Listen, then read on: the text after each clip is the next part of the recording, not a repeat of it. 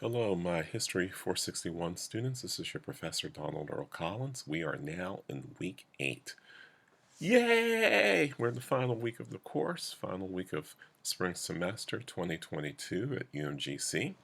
And this is the final week of African American history from 1865 to the present. This last week is literally the last 50 plus years of African American history, which is a lot. Just like all the other types of weeks we've had so far, they've all been around big themes, big ideas, big controversies. But this week is very ill-defined, right? So I'll talk about that in a second. But I just want you to start off to recognize the fact that this week does not have a generalizable theme. It just doesn't. But as far as week 7 is concerned, there was a bit of a dip in the quality of posts and quality of responses this week. Maybe because the grind is getting to people, maybe because there are other assignments that are due, maybe because there are other issues going on, and there are, of course. Um, I mean, if we're talking American history this week, we'd obviously be talking about the potential overturn of Roe v. Wade, right? Just as an example, right? Which is, of course, very controversial for a lot of people for a lot of different reasons. Um, we're on course, so I'm not going to spend any time talking about, but it's important to understand that history is always happening, even if it's in the present. Anyway, for this past week, even with the video summary I left for week 7, even with all the other articles you had to read, about half of you just went there with the whole idea that Black Power, the Nation of Islam in particular, or the Black Panther Party, was all about violence. I noticed, though, that not a single post, not a single response that basically made this declarative statement about Black Power movement being about um, virulent racism toward white people or other people, I guess. I guess by other people, that's another way of saying white people. Or in terms of, because of, you know, calling white people blue-eyed devils. I believe there's a Duke team whose nickname is called Blue Devils. So I don't know, or is Duke, anti-white too? I seriously doubt that, right? But anyway, that's just an aside. Or that, for that matter, that they're violent. They're just violent groups. There are a few instances of actual violence perpetrated by segments of the Black Panther Party and segments of the Nation of Islam, to be sure, but they're not representative of those groups. And more importantly, no one mentioned them, right? No one presented a single shred of evidence to support their claim on the Black Power movement being the polar opposite of the traditional civil rights movement, in that it was about violence and it was basically racist toward whites. Both of those are media tropes supported by racial stereotypes, or racist stereotypes for that matter. Now, that doesn't mean I'm calling all of you racist. I'm just pointing out facts, right? Anybody who's done any research on this topic, and there are a lot of people who've done research on this topic, I named some of them in the video last week, have shown this. It's well established fact in the academic community, higher ed community, and black studies communities, among lots of people who were not exactly, fans of Malcolm X or the Black Panther Party to establish it, yet you just decided to go there anyway. And so for those of you who stuck to those opinions without backing them with evidence, you lost points. So if you come to me with an email in the next few days complaining about, well, I didn't get a 45 or higher on discussion, well, that's part of the reason why. I asked you to take a look at the readings. I asked you to listen to what I was saying, and this is not an opinion class, and at least not strictly. You just get to throw anything up on the wall and say that give me an A, right? This is back it up with something, and you're not, and folks weren't backing up their stuff, so you lost points, right? Some of you haven't been backing up your stuff for weeks, but this is one that I warned you about, I warned you about this, and yet you did what you wanted anyway. And since you did what you wanted and didn't back it up with evidence, you lost some points. So not as many A's this week as there have been over the last month or so. So that's one thing. The other thing, of course, is how do you misspell Malcolm? Yes, there's a way to spell Malcolm with one L, right? C-O-M, but that's Malcolm. That's not Malcolm, with an L in it. So there's two L's, Malcolm. His name is Malcolm X, not Malcolm X. There's a difference. And so many of you just misspelled his name. So many of you are misspelling each other's names too. There is a difference between Chinelo and Chinese, for example, right? Just to point out one example of a name that got misspelled this week among peers, right?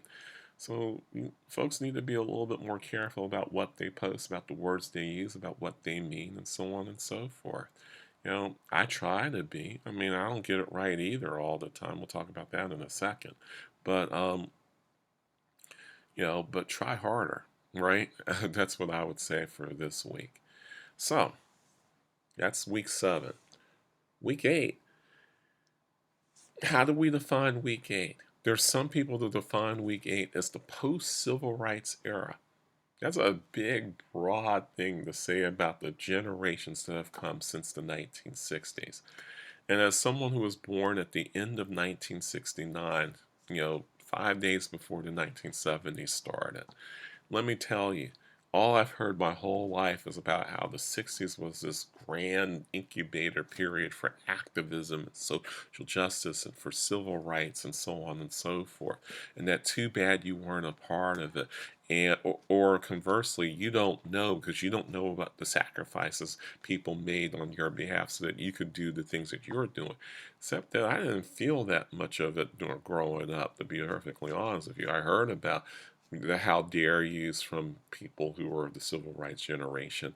But I lived in the poverty of real life in the New York City area, the welfare poverty of not having food for a third of the time for about half of my life. So from my standpoint, calling this the post-civil rights era is kind of a slap in the face of the millions of people who had to live like me in the generation or two, or even currently, after the height of the civil rights movement era, the capital C, capital R, capital E era, right? So there's that. There's also the second Jim Crow, right? Saying that there is no literal Jim Crow in the United States in the sense that, yeah, you can sit anywhere you want on the bus, generally speaking. Yeah, you don't have to sit in the balcony of a theater in order to watch a play or see a movie the way it used to be. You can use the same water fountain as white people, so you can catch the same illnesses that you'll catch using public facilities. Great. Sounds wonderful to me. Um, that was sarcasm. But the truth of the matter is that for some people, when you think about the era of mass incarceration and mass criminalization in regard to the war, so-called war on drugs, um, the stop and frisk policies in New York City, the broken windows policy that went with it in terms of trying to clean up communities instead of having community patrolmen work in communities with communities. You over police those communities and arrest people for anything, and they end up getting lost in the system as preteens even, and end up dying in Rikers Island kinds of stuff. That's the era we're talking about too. So is it the second Jim Crow era? Is the post era? I don't know. As a historian, it's hard to judge the present. It's kind of hard to predict the future. It's kind of hard to judge the present. We're very good at analyzing the past and telling you what you're wrong about, like, the Black Power movement, for example, but we're not necessarily all that great about translating that into the present. So maybe it's both of those things, and since most things are and boths, maybe this is a period of the second Jim Crow and the period of the post-civil rights, and the period where racism has morphed into a million different forms, like a hydra. You cut off the head of one, two more grow in its place, kind of thing, and it's much more subtler and much more overt than the post Tea Party Trump era and so on and so forth than it was maybe in the 1990s. Although the number of N-words I saw written on bathroom stalls at the University of Pittsburgh where I was an undergrad and did my master's work let me know otherwise too. So it can be avert very quickly in this country too.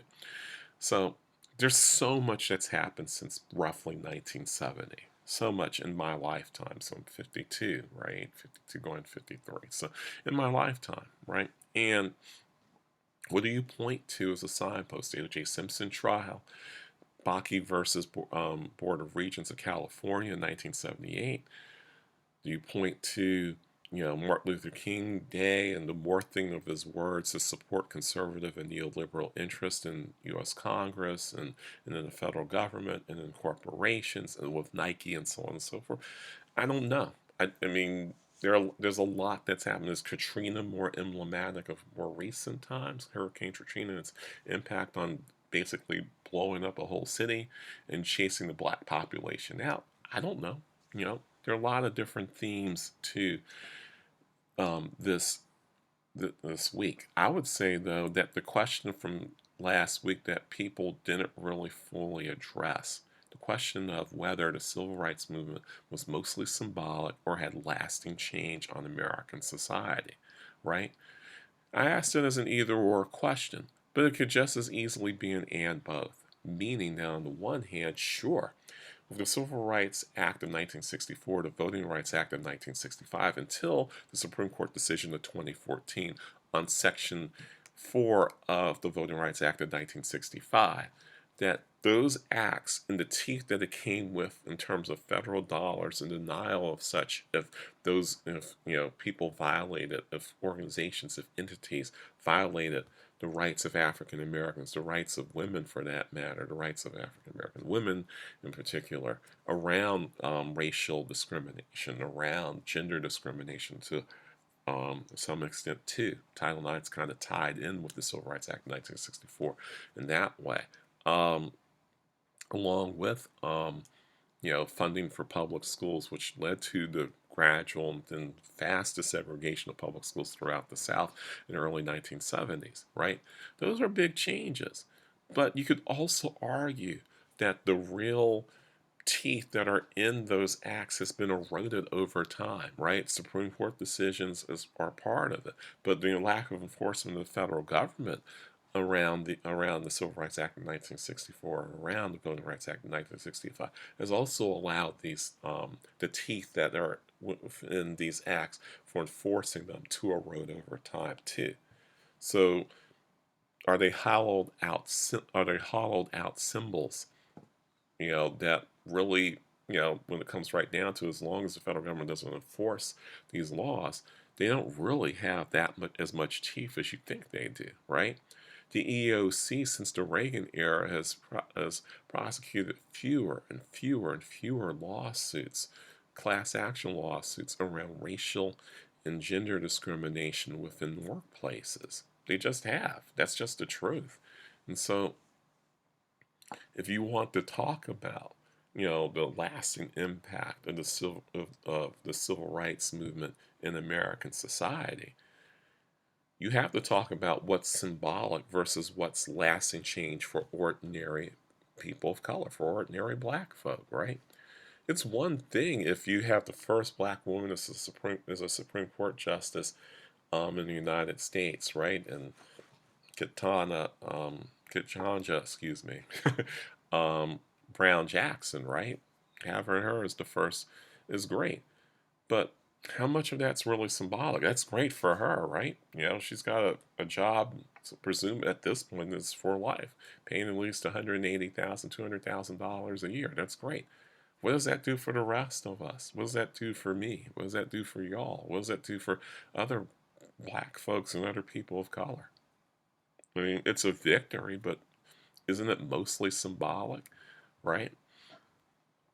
If you build a statue of Martin Luther King and you have a memorial to him near the National Mall, Washington, D.C., right? A gigantic statue of him.